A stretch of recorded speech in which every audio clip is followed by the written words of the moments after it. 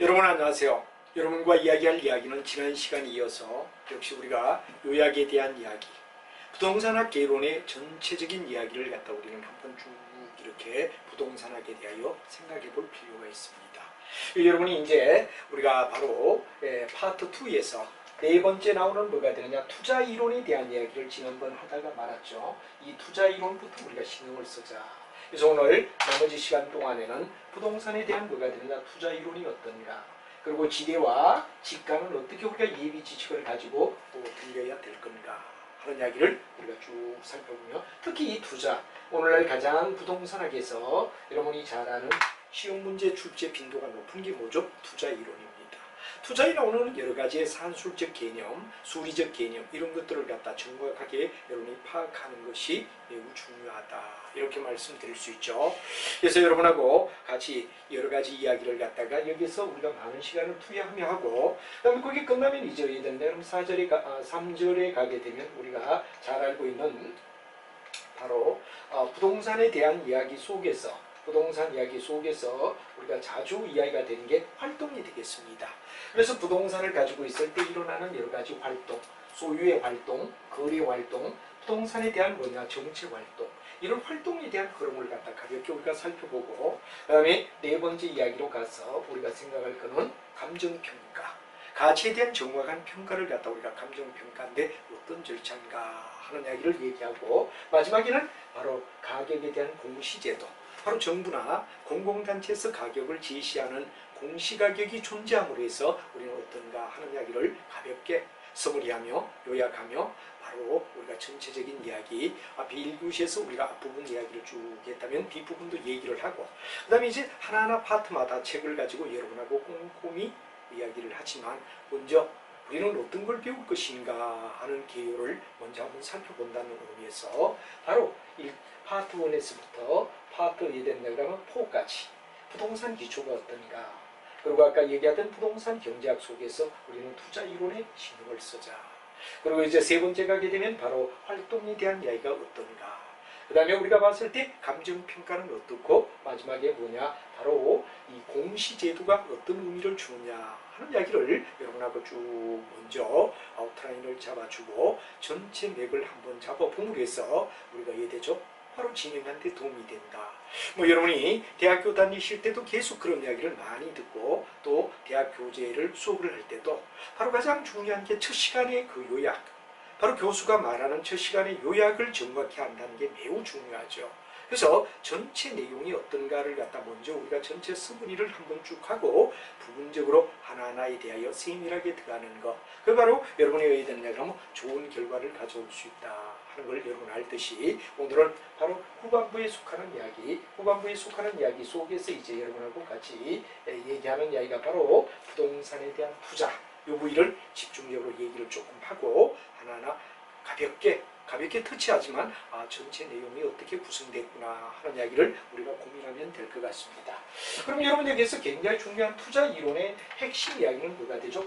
바로 가치에 대한 평가, 한마디로 밸류라는 얘기가 되죠.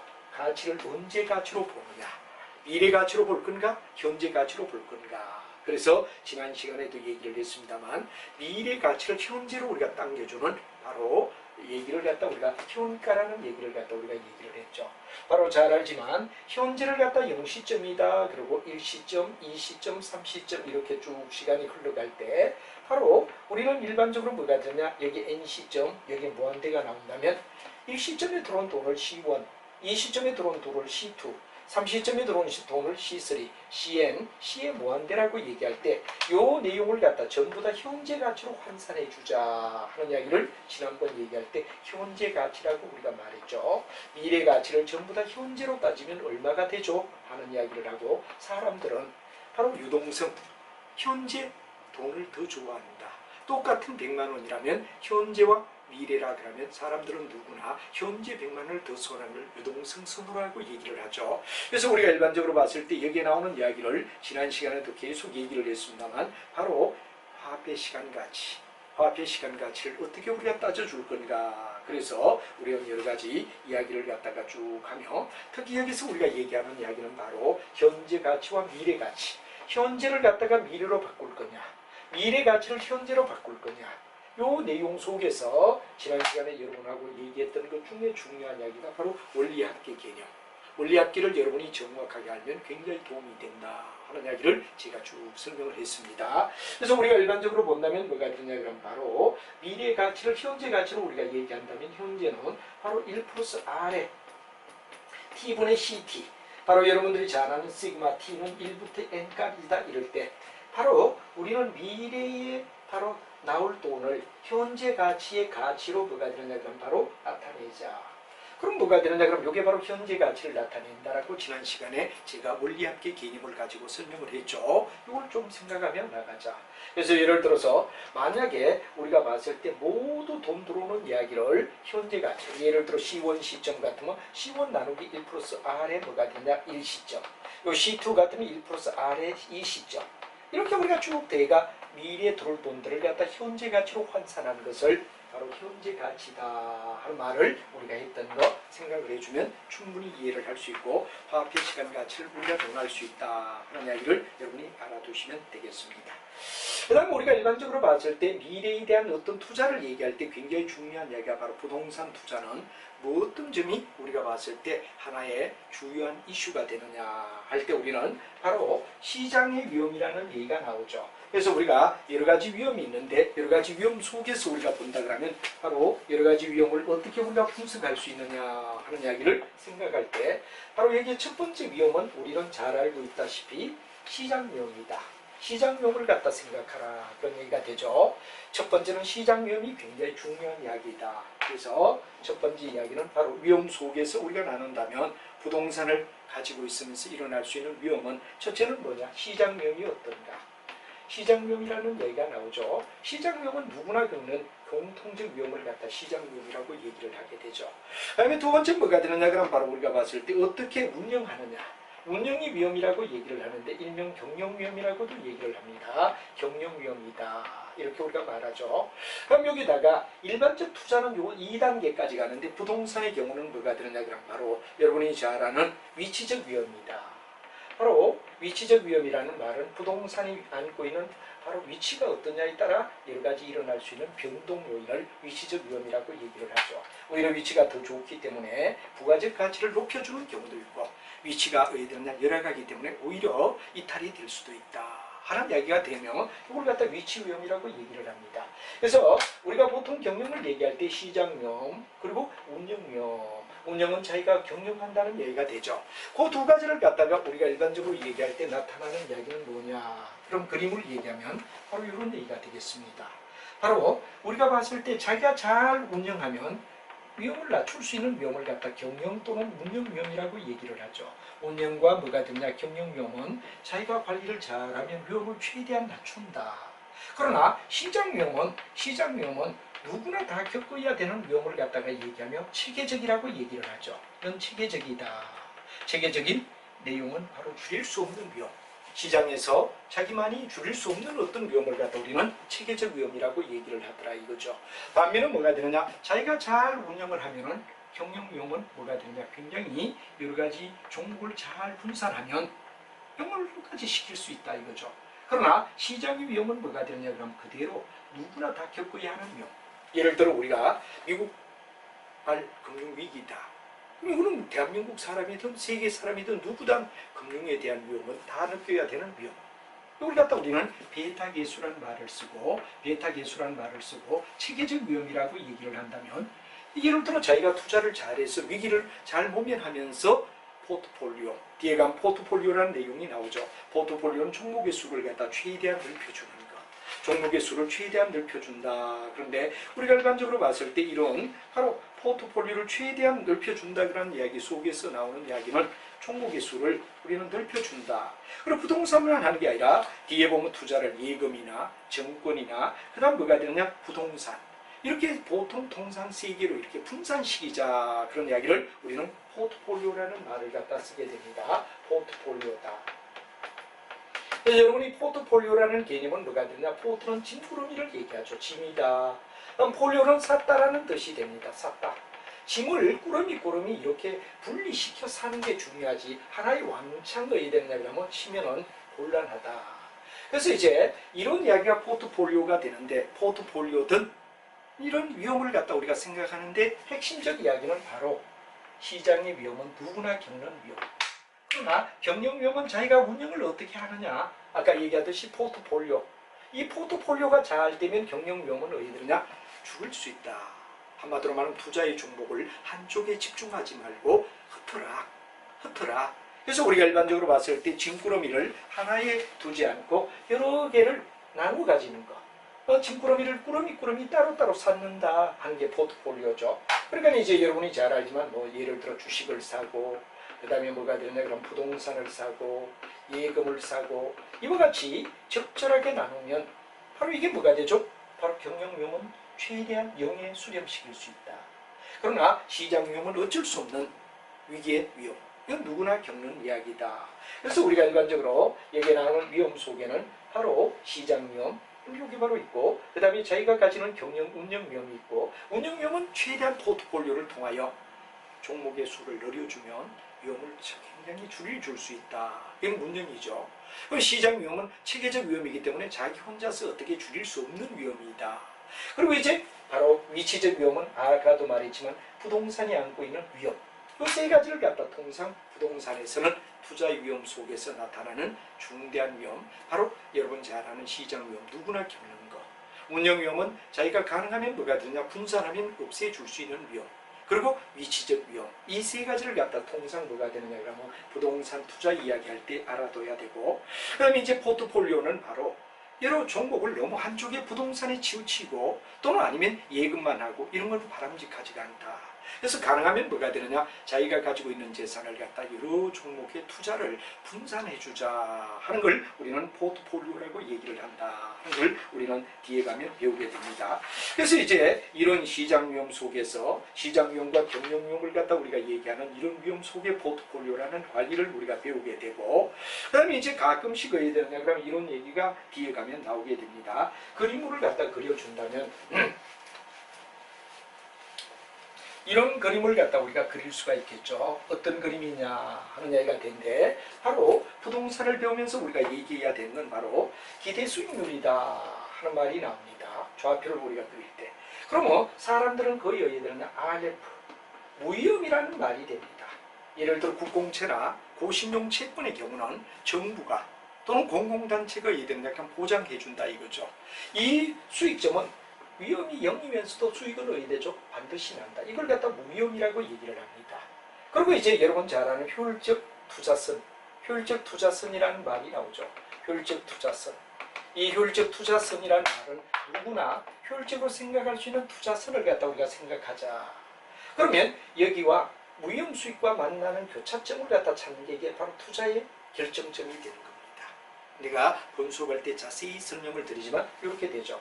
그러면 사람들은 왜 되느냐 그러면 이 점에서 결정이 되는 게 아니라, 예를 들어서 투자를 좋아하는 사람의 경우는 과잉으로 자기가 가진 돈보다 더 많이 빌려서 하고, 그 다음에 오히려 여기는 뭐가 되느냐, 자기가 가진 돈보다 적게 투자를 한다 이거죠.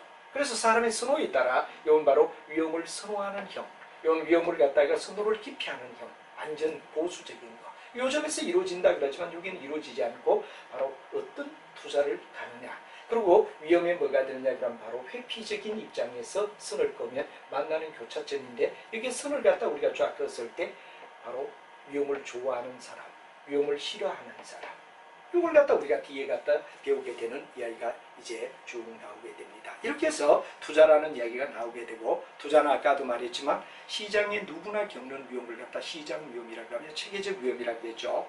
그 다음에 이제 자기가 어떻게 운영하느냐에 달라지는 걸 갖다 우리는 바로 비체계적 위험이다 하는 이야기를 얘기했고, 그 다음에 이제 포트폴리오라는 말은 한 종목에 투자를 왕창 하지 말고 바로 여러 종목으로 여러 개를 분산해서 투자하는 걸 갖다 우리는 바로 얘기한다 하는 이야기를 포트폴리오라고 한다 그러는 이야기를 여기서 집중적으로 우리가 배우게 될 겁니다.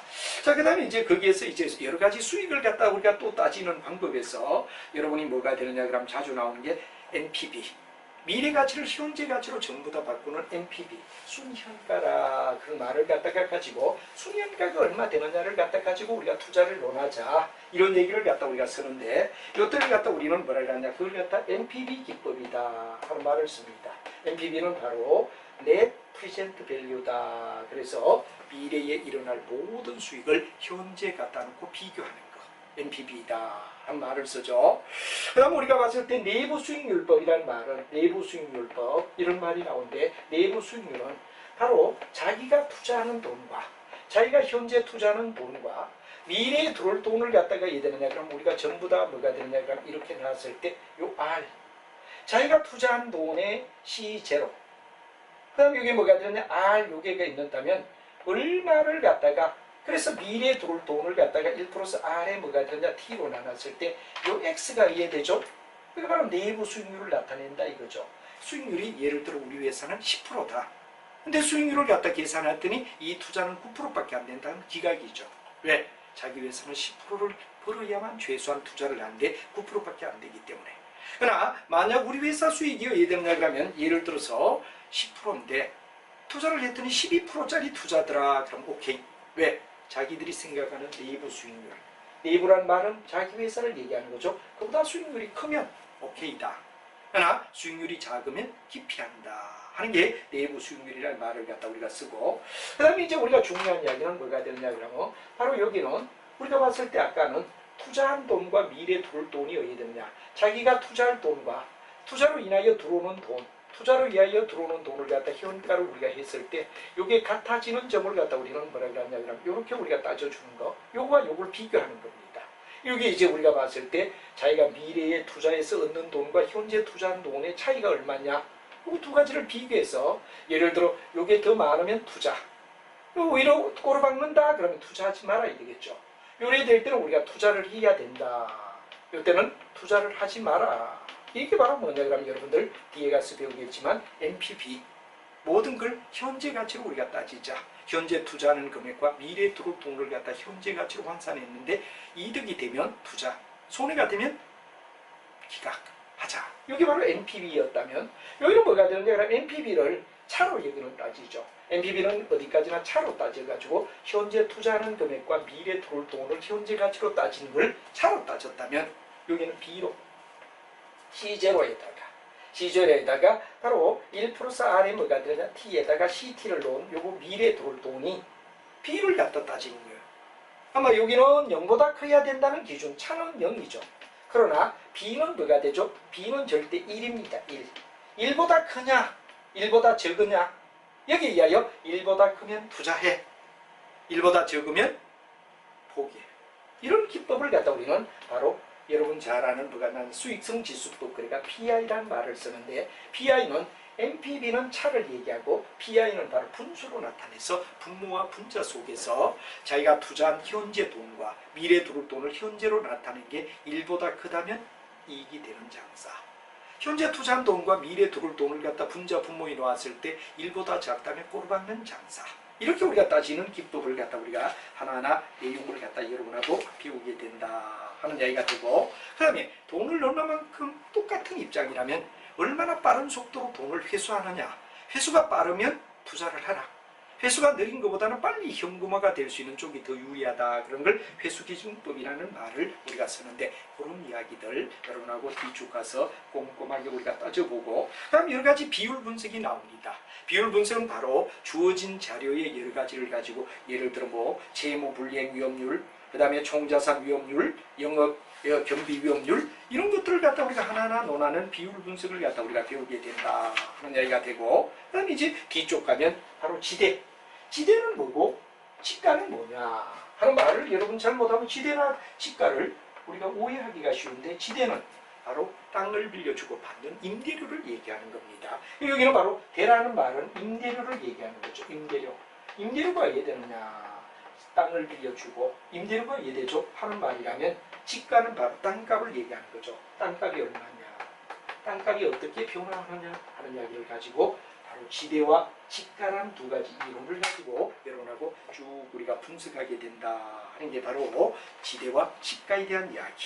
지대와 지가에 대한 여러 가지 이론을 여러분하고 우리가 한번 배우게 된다 하는 이야기가 되겠죠. 이렇게 해서 우리가 바로 여러분과 함께 뭐가 되느냐 그럼 여기에 부동산 투자와 지가와 지대에 대한 이야기를 갖다 우리가 쭉 배우면서 정리가 되는 거고 그 다음에 이제 우리가 바로 이제 다음에 넘어가면 부동산에 대한 활동에 대한 이야기 부동산의 활동은 어떻게 이루어지느냐 하는 이야기가 중요한 이야기가 되겠죠. 그래서 바로 다음에 세 번째 이야기는 부동산 활동에 대한 이야기. 이걸 갖다 이제 우리는 하나하나 따져가며 더 연결하며 뭐 전체를 한번 아웃라인을 한번 쭉 잡으며 어떤 내용으로 구성되느냐를 먼저 1강과 2강에 살펴본다. 그리고 이제 구체적으로 3강부터는 하나하나 또박또박 진행하겠다 하는 이야기를 여러분에게 말씀드리고 있습니다. 자, 그러면 우리가 봤을 때 부동산 활동이라는 이야기는 여러 각도에서 활동을 할 수가 있겠죠.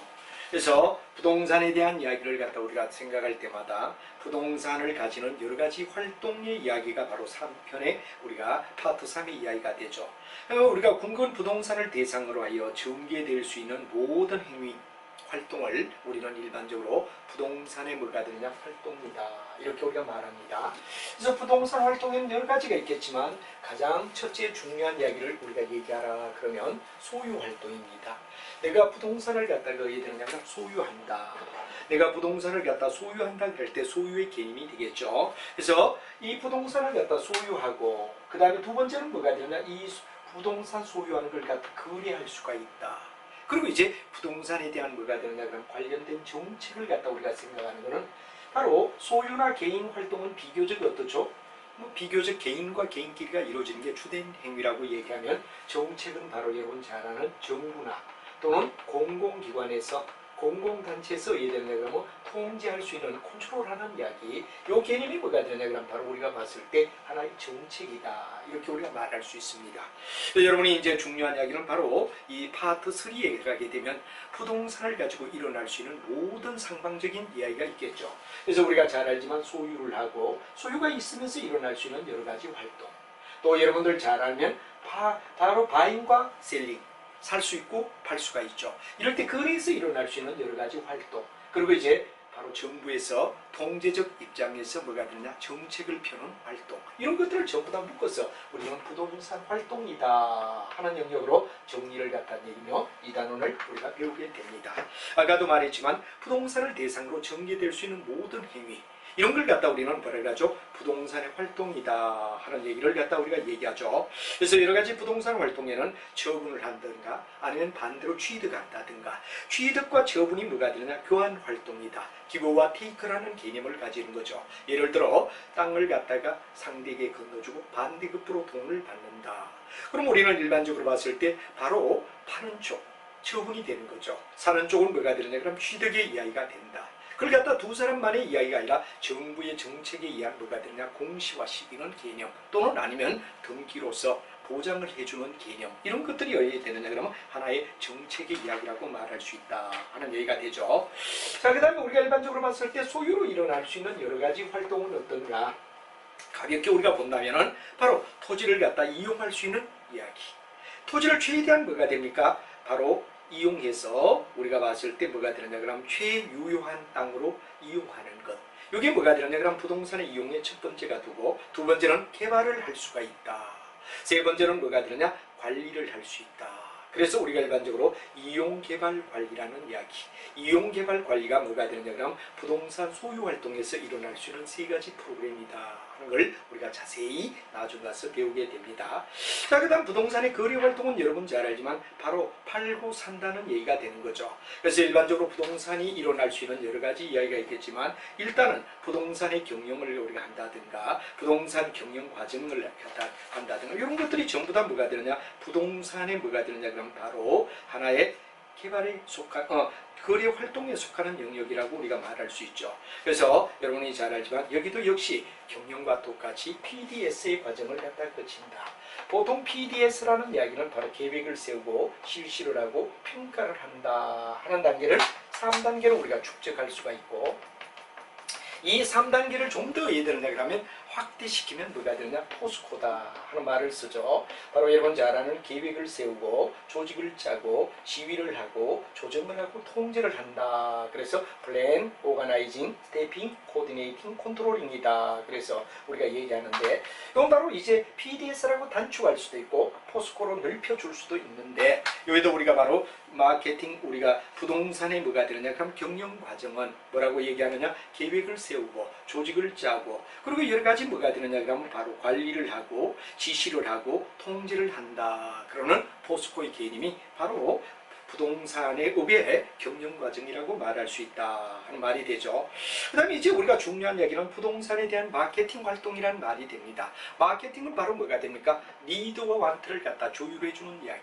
내가 배가 고프다 그럼 나도 모르게 배고픔을 느끼는 니드가 되죠. 그걸 충족시켜 줄 수 있는 게 뭐가 되냐 완트란 말이야. 그러면 식당으로 나도 모르게 발걸음이 가더라.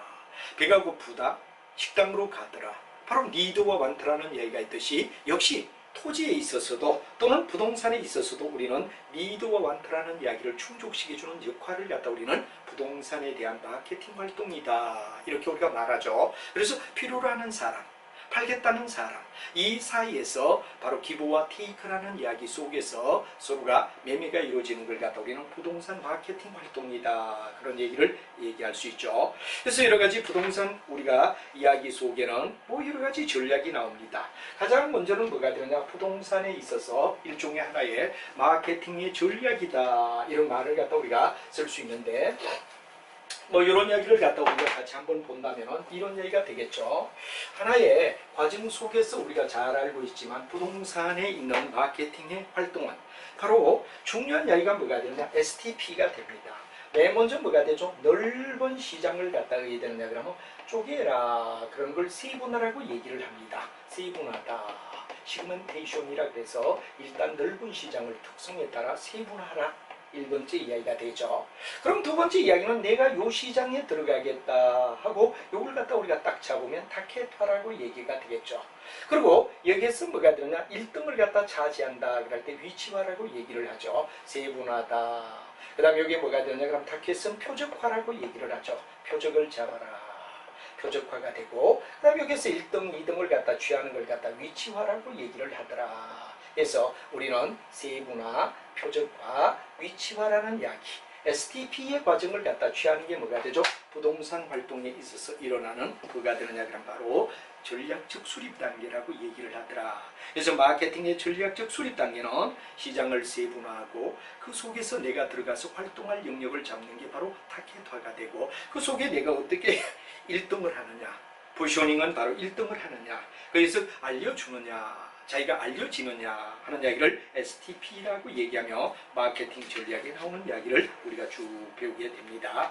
그래서 여러 가지 마케팅 활동 속에 일어나는 이야기를 여러분하고 쭉 우리가 한번 배우게 된다 하는 이야기가 되고 뭐 여러 가지가 있습니다만 이런 마케팅 활동을 해나가는 데 있어서 바로 여러분들 잘 아는 뭐가 되느냐 여러 가지 금융 활동 여러 가지 금융활동에는 부동산에 대한 예의를 들어서 자금에 대한 확보라든가 대출 금리를 갖다가 가지고 따진다든가 그 다음에 부동산 대출 채권을 유동화한다. 유동화는 바로 여러분 어떻습니까? 바로 자유롭게 흘러가게끔 만들어준다. 물이 맞춰 흘러가듯이 유동화는 서로 사람들이 어디되죠? 기부와 테이크가 원활히 일어나게끔 만들어주는 이야기를 갖다 우리는 유동화다.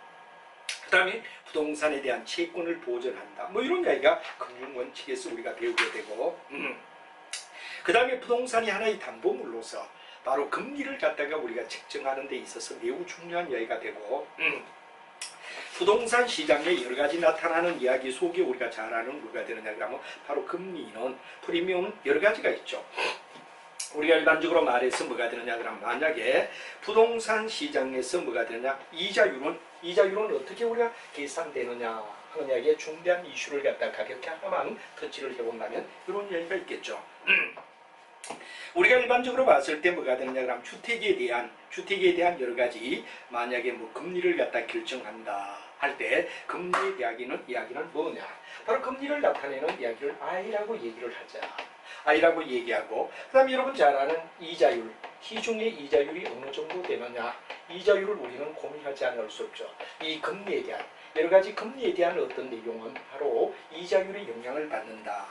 두 번째는 뭐가 되느냐 그럼 프리미엄이라는 이야기 프리미엄의 영향을 받고 금리의 프리미엄을 갖다 얘기하는 거죠. 그래서 프리미엄을 얘기하고 그럼 나중에 시간이 지날 때 뭐가 되느냐 기대되는 인플레이션에 뭐가 되느냐 그러면 심리 일종의 하나의 뭐가 되느냐 그러면 인플레이션을 감안한 금리 프리미엄이라는 말이 들어가죠. 금리 프리미엄을 갖다 우리는 뭐라고 얘기하느냐, 바로 퓨처라는 말에서 F를 쓰자. 여기가 바로 금리 프리미엄이라는 얘기가 되죠. 금리 프리미엄. 다음에 여기는 뭐가 되느냐 그러면 P는 바로 아까도 얘기했지만 프리미엄을 얘기한다 하는 얘기를 갖다 우리가 얘기를 했습니다. 그래서 부동산에 대한 여러 가지의 금리가 책정되는 과정 속에는 이자율이, 시중의 이자율이 어느 정도죠? 그리고 거기에 대한 프리미엄과 그리고 금리 프리미엄, 장래 일어날 금리에 대한 프리미엄까지 합한 것이 부동산에 대한 뭐가 되느냐 그러면 바로 저당 대출에 대한 뭐가 되느냐 그러면 바로 이자율의 결정이라고 우리가 말할 수 있다 하는 이야기를 우리가 쭉 뒤에 가서 자세히 배우게 됩니다. 그 다음에 이제 우리가 부동산에 대한 보험활동, 바로 어떤 내용에 있어서 부동산에 있어서 바로 보험의 개념, 그리고 다음 이야기가 부동산에 대한 뭐가 되는 신탁이라는 말이 나오죠. 신탁은 타인의 부동산을 대신 관리해주고 거기에 대한 뭐가 되느냐 그러면 바로 대신 관리해주는 이야기를 신탁이다. 영어로 말하면 트러스트라고 얘기를 하죠. 바로 내가 잘 운영하지 못하는 부동산을 부동산 신탁회사에 맡김으로 해서 부동산 신탁회사는 적정하게 바로 이 땅을 갖다 잘 활용할 수 있게끔 계속해서 정책적으로 왜 되느냐 이용해서 바로 타인의 재산을 대신 관리해주는 이런 역할을 부동산 신탁 활동이다 하는 이야기를 여러분이 배우게 되고, 그 다음에 이제 이런 부동산을 갖다 우리가 볼 때는 뭐 권리 분석 활동도 있고 입지 선정 활동도 있다 하는 이런 부동산에 관련된 모든 재반 활동을 우리는 바로 파트 3에서 자세히 여러분하고 배우게 된다 하는 이야기를 먼저 우리가 OT로 가볍게 터치를 하며 나가도록 하죠. 그 다음에 이제 우리가 중요한 이야기는 바로 이런 정책을 갖다 펴나가는 데서 정부가 통제해야 될 이야기들, 또는 우리가 이런 활동을 갖다 부동산에 뭐가 되느냐 정책 활동이라고 얘기를 하는데, 뭐 예를 들어 토지 공개념, 너무나 사유화가 강화가 되어서 토지로 인하여 사회적 뭐가 되느냐 불만을 야기하고, 또 뭐냐 그럼 부의 편중이 일어날 때 바로 토지의 공개념을 도입한다든가, 또 공공이 같이 살아갈 수 있게끔 만드는 이런 내용들은 바로 정책활동이라고 하는데, 거기에 대한 이야기가 마지막으로 나오게 되죠. 그럼 여러분이 이제 4장에 가게 되면 뭐가 되느냐, 부동산에 대한 감정평가, 여러분하고 아주 중요한 이야기가 바로 가치에 대한 평가를 정확하게 해줌으로 해서 여러 방향에서 바로 우리가 봤을 때 도움을 갖다 받을 수 있다 해서 우리 책의 감정평가에 대한 이야기, 방식, 실시 하는 이야기를 구체적으로 우리가 배우게 될 겁니다. 그래서 감정평가는 바로 여러분들 부동산의 가격을 갖다 공시해서 평가하여 바로 법률적으로 감정평가라고 불러준다 한 말이 되고, 이런 감정평가는 그냥 개인이 하는 것이 아니라 공공 또 정부가 정한 어떤 단체에서 바로 일원성이 되는, 한마디로 말하면 뭐가 되느냐 그러면 완벽한 가치에 대한 평가를 갖다 하는 이야기가 바로 감정평가라는 얘기를 갖다 쓰죠. 감정평가는 여러 가지 방식이 있지만 뒤에 가면 원가 방식이냐 아니면 비교 방식이냐 아니면 수익 방식이냐 하는 이야기를 가지고 우리가 방식에 대한 이야기를 쭉 배우며 원가법이나 여러 가지 수익에 대한 환원이나 이런 이야기를 하게 되죠. 그 다음에 감정평가를 우리가 실시를 하게 됩니다. 그래서 감정평가를 할 때는 바로 여러분 중요한 이야기가 바로 이런 평가의 규칙을 우리가 잡아야 되는데, 평가의 규칙을 우리는 먼저 알아야 되고, 그 다음에 이제 바로 절차는 바로 여러분 기본적 사항을 확정하라. 두 번째 이야기는 뭐가 되느냐 그러면 처리 계획을 수립하라, 대상 물건을 확인하라, 그리고 이제 자료를 수집하고 정리하라, 그리고 자료 검토해서 바로 가격 요인을 분석하라, 그리고 이제 평가의 방법 선정 및 적용을 하고 평가 가액을 결정한다. 그래서 우리가 공정한 가치를 갖다 잡아줌으로 해서 여러 가지 감정에 따른 공정한 가치의 평가를 이루어가는 절차를 감정평가 실시라고 얘기하고 나중에 구체적으로 한 단계 한 단계를 배우게 될 겁니다. 그리고 이제 마지막 5단계에 가서 우리가 배우는 게 바로 부동산에 대한 가격의 공시제도다 한 말이 되죠. 이 공시제도는 바로 가치에 대한 공정성을 갖다 가지기 위하여 바로 정부가 어떻게 됩니까? 시가에 대한 정보를 제공한다. 두 번째는 뭐가 되느냐 그러면 일반적인 토지 거래에 뭐가 되느냐 그럼 지표가 된다. 토지 거래를 진행할 때 어느 정도 가치가 형성되느냐 하는 걸 얘기해 줄 수 있다. 그 다음에 국가나 지방자치단체가 뭐가 되느냐 지가를 산정하는 기준을 가지고 있다. 그 다음에 개별 토지에 대한 평가 기준을 얘기한다. 이런 이야기가 바로 여러분 토지 가격의 공시제도가 있음으로 해서 바로 효력을 말하는 이야기가 되고, 그다음 이런 공시제도를 우리가 논할 때 우리가 얘기하는 이야기의 단계는 바로 주택 가격의 공시제도가 있다면 그이는 단독이냐 아니면 공동이냐, 단독 속에도 이제 표준이냐 개별이냐, 표준이냐 개별이냐 하는 이야기가 나오고, 그 다음에 이제 공동주택에 대한 가격이 나오게 되고, 그 다음에 이제 우리가 잘 알지만 단독이나 공동의 주택 이외 이야기는 비거주용 뭐가 되느냐 그러면 바로 부동산이다 이거죠. 비거주용에 대해서도 역시 표준 부동산이냐 아니면 개별 부동산이냐 하는 이야기에 대한 가격을 명시해서 바로 누구나 공정한 가치 이하의 거래가 일어나게 한다든가, 또 여러 가지 세금 공과를 갖다 매길 때 바로 소득 하나의 보유세 같은 경우도 이런 하나의 공시에 대한 가격으로 우리가 냉정하게 따져나가는 이런 제도를 취한다 하는 이야기로 전체 우리 책은 5가지로 영역이 되어 있습니다만, 가끔씩 이제 책이 많이 시중책 속에서 뭐 영역마다 또 책의 배열마다 각각 다릅니다. 그래서 뭐 부동산 기초다, 부동산 경제론이다, 그 다음에 이제 우리가 일반적으로 본다면 뭐가 되느냐, 부동산 활동이다, 부동산에 대한 감정평가다, 부동산 가격에 대한 공시제도다, 이렇게 우리가 요약하는 우리 책은 이렇게 5개 분야로 얘기가 되고 있습니다. 그러나 이제 또 다른 시중책들을 쭉 보면 뭐가 되냐, 부동산 총론이 나오고 경제론이 나오고 시장이나 입지론, 이 시장과 입지론은 바로 부동산의 경제론 속에 들어가는 이야기와 다 똑같죠. 그 다음에 개발관리, 마케팅, 그리고 부동산의 투자론, 그 다음에 부동산의 금융론, 감정평가의 이론, 그리고 이제 여러분 잘 아는 뭐가 되느냐 그러면 감정평가의 방식, 감정평가의 절차, 이게 나오고 부동산의 가격에 대한 공시제도, 이렇게 분리된 책도 있습니다. 그러나 우리 책은 합병된 책 5개 영역을 갖다 쭉 얘기하는데, 항상 공부를 하실 때는 제가 서두에도 얘기를 했습니다만 전략 과목과 박로 과목을 우리는 반드시 정리해야 됩니다. 시험에는 전략이냐 박로냐 하는 이야기가 반드시 분명해야 됩니다. 근데 거의 우리가 부동산학은 전략 과목에 속해야 된다. 왜? 박로 과목을 끌어올려주는 역할을 해야 된다 하는 이야기에서 여러분이 노트 정리를 꼼꼼히 해주고, 강의를 들을 때마다 그냥 듣는 것보다는 항상 양면 노트가 있다면 이쪽 노트에 우리가 정리를 합니다. 여기에 왜 되느냐? 우리가 일반적으로 왼쪽을 갖다 기록했다면 오른쪽은 여백을 둬야 됩니다. 그러면서 페이지를 채워나가다가 나중에 더 보완할 사항이 있다면 바로 빈 여백 속에 더 충실하게 왜 되느냐 채워서 시험장 갈 때 남는 것은 뭐가 되죠? 바로 여러분들 잘 아는 하나의 노트입니다. 여러분이 손수로 쓴 노트가 여러분을 갖다 어디냐 보위해준다 이거죠. 그래서 뭐 여러 가지 우리가 시험에 관련된 부동산학의 내용을 충실하게 답을 갖기 위해서는 항상 이런 서브 노트가 잘 된 정리, 본인의 서브 노트만큼 더 좋은 이야기는 없다. 저는 굉장히 중시 여기는 게 서브 노트를 잘 작성한다는 게 바로 승부를 걸 수 있다 하는 이야기를 얘기하죠. 그래서 일단 여러분이 어디 되느냐, 부동산학의 내용 속에서 어떻게 책이 구성되어 있느냐, 그리고 어떤 내용들이 대충 있느냐 하는 이야기를 우리가 바로 1강과 2강을 통하여 여러분하고 한번 살펴보았습니다. 그리고 여러분들은 반드시 강의를 들으며 진행할 때 서브노트를 작성하라 하는 이야기를 갖다 드리고, 이 서브노트가 잘 되면 여러분 시험 보러 갈 때 노트만 보면 됩니다. 노트만 보면 되죠.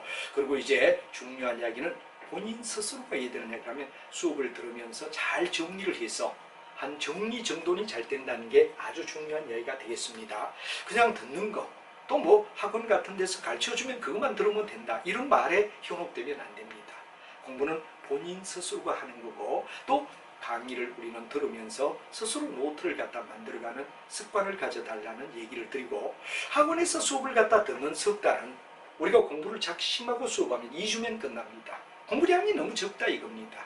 그래서 여러분들이 스스로 공부하는 스타일을 갖다 많이 배우는 게 매우 중요하다 하는 이야기를 저투리가 시간이 있으니까 얘기를 하고, 뭐 들어서 점수를 주는 시대, 들어서 합격하는 시대, 이건 가고 있습니다.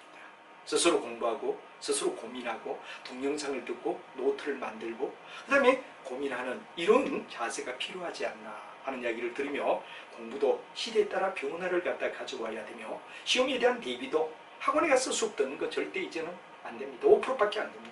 학원 의존하면 안 됩니다. 스스로 공부하는 이런 양상의 패턴으로 자꾸 발전해 가야 되고, 또 뭐 우리가 경제적으로도 많은 비용이 들죠. 학원 같은데 그냥 넘겨주는 게 아니고, 그래서 여러분 스스로가 공부를 하며 또 자기 스스로 살아가는 이런 자세, 이 합격률은 혼자서 공부해서 스스로 공부한 사람이 합격률이 더 높다라는 것도 여러분이 꼭 생각하며, 학원에 석 달 다니는 것은 바로 뭐가 있느냐, 본인 혼자 공부하면 2주면 끝날 수 있을 정도 양이다. 이런 정도로 압박을 하며 여러분들이 수업에 임해달라는 얘기를 드리며, 앞으로 차근차근 우리는 우리 책은 5단계로 되어 있지만 이 5단계를 차근차근 진행하며 하나하나를 쉽게 풀어가는데, 아마 1강과 2강은 제가 빠른 속도로 우리가 배워야 할 내용이 뭐죠? 하는 이야기를 쭉 한번 썸머를 갖다 했다는 생각을 가지시고, 이제 본수업 들어가서는 차근차근 여러분과 함께 진행하겠다는 약속을 드리며, 여러분들은 반드시 서브 노트로 정확하게 따라와 달라는 이야기를 부탁드리겠습니다. 여러분 매우 수고했습니다.